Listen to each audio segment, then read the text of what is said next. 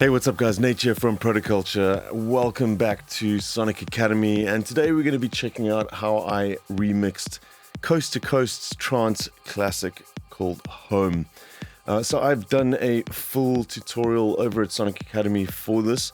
If you are interested in seeing every step of the way detailed from the beginning of the track right through to the mastering and mixing stage, you can go check that out at Sonic Academy. For those of you that haven't seen of my courses before, I tend to not script the stuff too much and record a lot of it live. So I go a lot into sort of detail, and you really get to see the whole process that I have behind creating these tracks. Even the mistakes, a lot of them I leave them in, stuff that gets changed out a lot along the way. So there's a lot of detail there. You can go check that one out. This video today, we're going to be taking a look, just kind of the overview of the track, some of the plugins I used, some of the synths I used, and I will run through all the channels. It's kind of in the style of a lot of the sort of progressive trance, sort of progressive house stuff, some of the stuff that you might find on Anjuna Beats at the moment, that kind of style. Think Tin Liquor, Yotto, etc, etc. We're going to dive in and check this out. So let's take a look at the track. Cheers.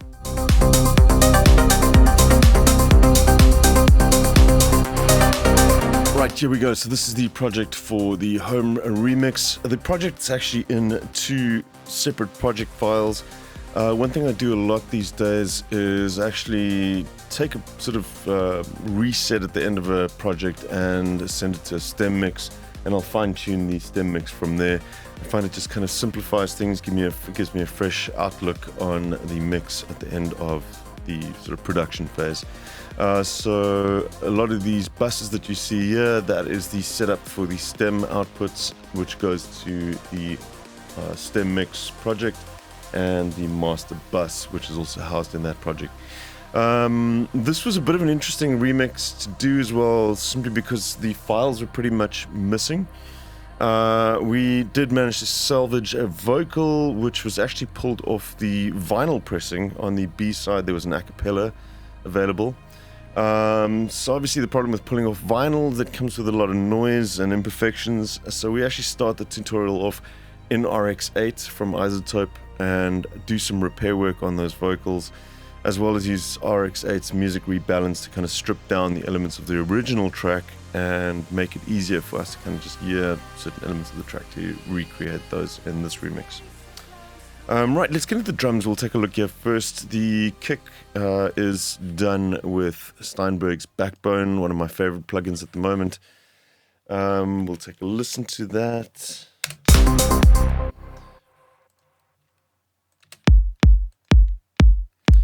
So this is done by importing some audio into this. A lot of them were kind of stripped to the tonal and noise elements. So these kicks are two blended kicks, actually using the sub from one and then the spectral noise elements from another to provide the click, and then they kind of mix together and tweaked to be nice and tight and nice punchy kick drum that we have there. We'll move on through the percussion section here. A lot of these are my personal samples that I've created. I tend to do a lot of my sound design stuff separately from when I'm working. And these are ones that I've been creating sort of in a progressive house style, which I will probably make available at some point. These were just loaded up straight into the Cubase sampler.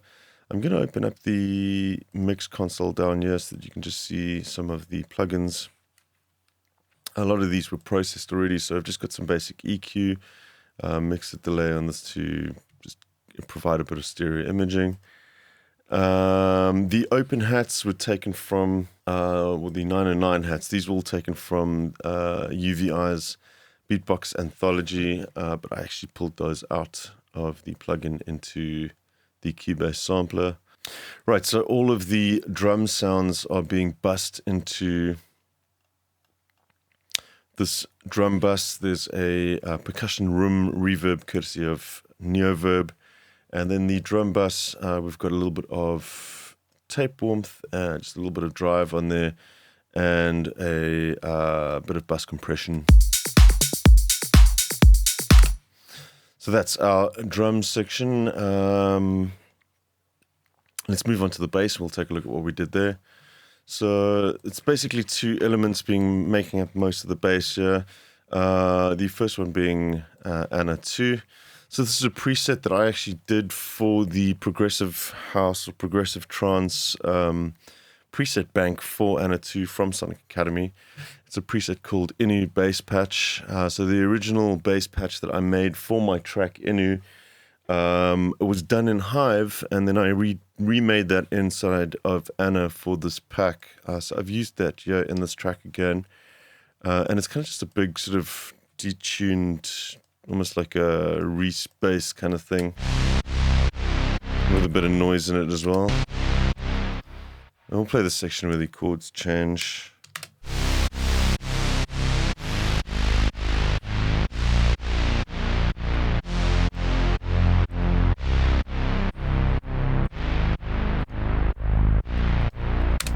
So a bit of sidechaining there, courtesy of Shaperbox 2, BX Control, just keeping some of the subs in the center.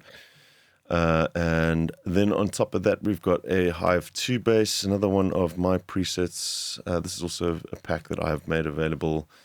Presets called Tokyo.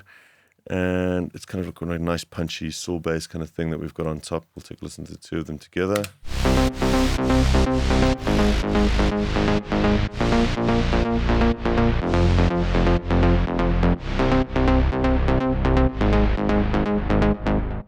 This one's got quite a bit of automation on it for the filter opening, as well as some reverb to kind of just accentuate these build-ups here.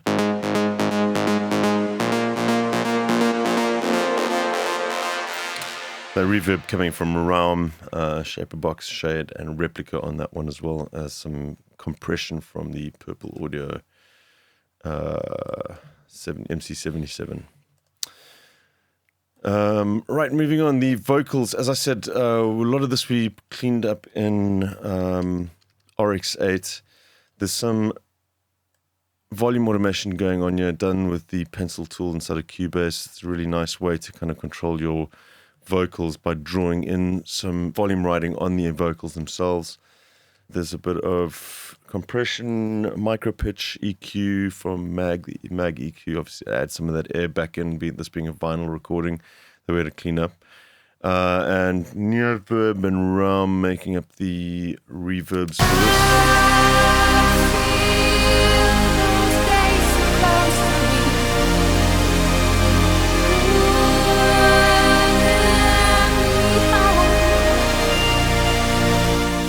I believe in the stem mix we actually brought out the vocals a little bit more volume wise, but yeah, so I wanted these to be quite ethereal and kind of washed out a little bit in this remix for two reasons. I felt it kind of suited the remix, but at the same time also we needed to kind of mask a few of the imperfections that we had coming over from the vinyl recording.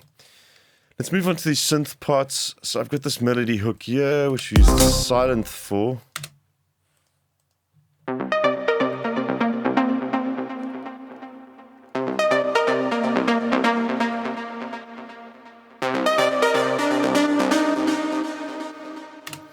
So that was kind of the hook from the original track, although we added a few extra notes in there just to kind of fill up some of the gaps. Then there's a couple of kind of backing ARP sounds. This one is from a UVI library. I believe it's the Memory Moog or PX Memories. There's another one from Anna 2 on top of that. These just kind of run constantly in the background.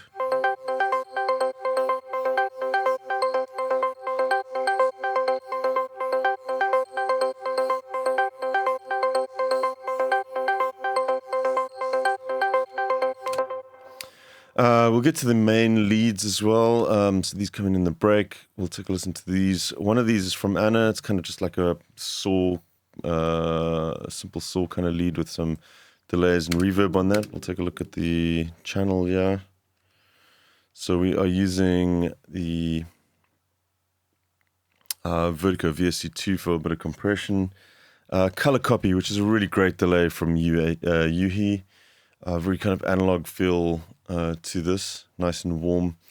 Comet for reverb. I love this reverb as well, especially for kind of detuned, very kind of spacious reverbs for synth parts. Very cool, that as well. And then take a listen to the sound here.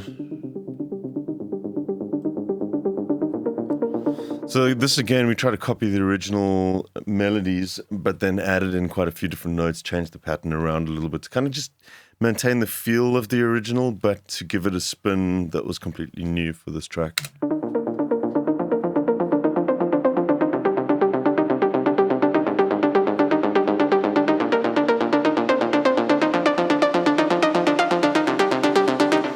So to fill in the top of this, we've got a diva sound playing here. We'll play that one. This one has got a bit of D16's God phaser to just provide a little bit of movement. We initially started off with a Tricera chorus from Eventide, but I think we ended up using the phaser as well just because of the movement. It was quite nice.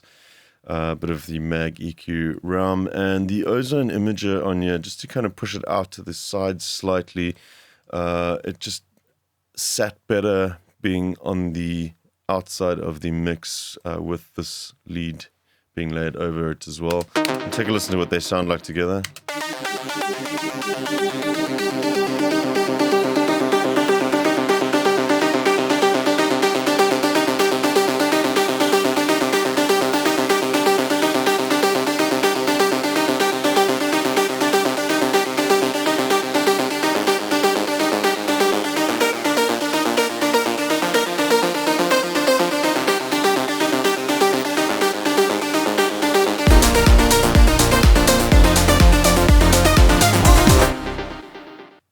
All right, let's just take a look at the strings section as well. That's another part of the melodic elements in the track. This is using another patch from PX Memories. It's a really gorgeous sounding analog strings patch from the Memory Moog. And this is just straight out of PX Memories with a little bit of EQ, I believe, in Cubase.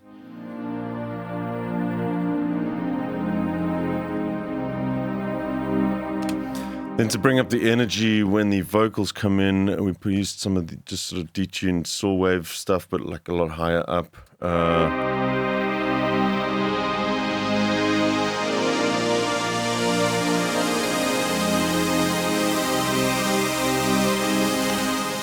And then to just kind of provide a slightly organic feel to it, I layered some strings over that as well. And these are playing a different part, and these are from the Arcus library from Contact, or Orchestral Tools, I believe.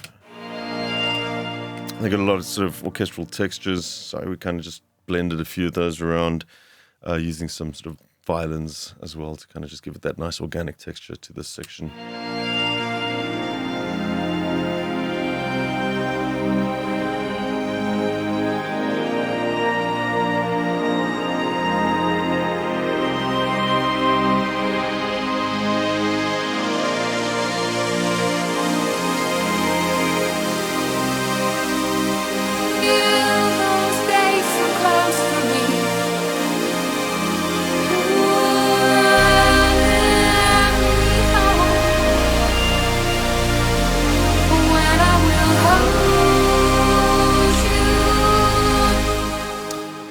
Right, let's just check out the effects section now as well. So a lot of these effects come from the UFX3 library from Sonic Academy as well. We did do quite a bit of work with the sort of more tonal effect stuff. We can take a listen to this vocal ambience.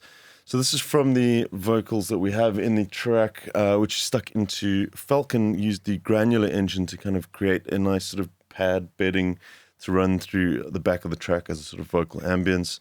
There's also an instance of stutter edit that was running on this as well to kind of just give it a little bit of like a loopy kind of feel. It kind of sounds like this.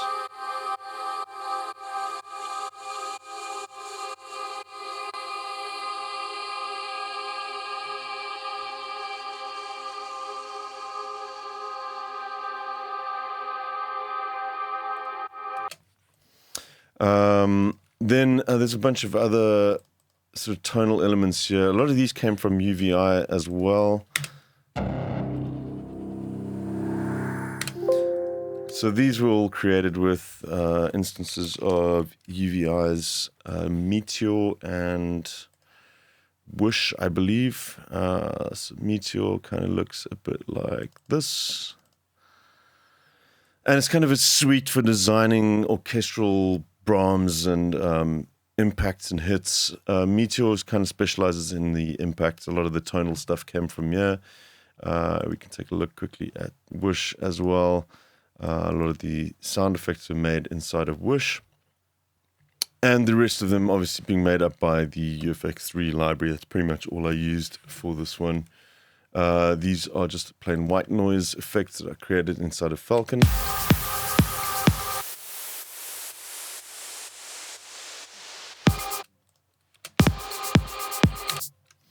And then we've got some snares that we did at the bottom here, this time with UVI's Drum Designer. It just gives you quite a nice lot of control over your sounds. You can kind of start off with quite a short staccato sound.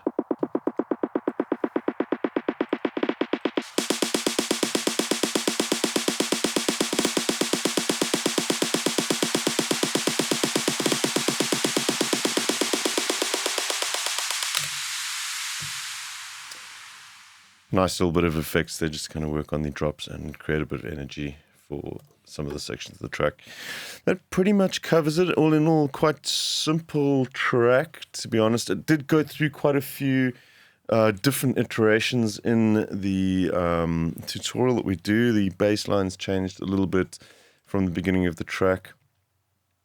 I'm just going to very briefly show you the stem mix project as well. You can see we've got all our stems that we bust out. And then just looking along the bottom, I'm not going to run through all of the settings to these. We did a bit of a sort of virtual summing console setup here using the SSL 9000J from Plugin Alliance there. These all set to random all using the TMT mode, so that it kind of just creates a slightly more organic feel for it like it would in a real analog large format console. There's a number of small EQ changes on some of these as well, and then a couple of additional plugins, some drive from Blackbox 2 on some of these EQs. We used Shade to duck some of the leads from the vocals as well, just in certain frequencies to kind of make space for those in the track. And that running into our final master bus there for the end of the track. Right, that pretty much covers it. I hope you guys enjoyed the video. If you are interested in learning more about this track and the process of how I created this, do go check out the Sonic Academy website, and you'll be able to get the full tutorial there. It's a 17-part video tutorial that you can check out. Right, I will catch you guys soon right here at Sonic Academy. Cheers, guys. Thanks everyone for watching. We really appreciate all the support from you guys. If you love this video, then smash a like, and if you want to be notified about new videos, hit the subscribe and notification buttons. Peace!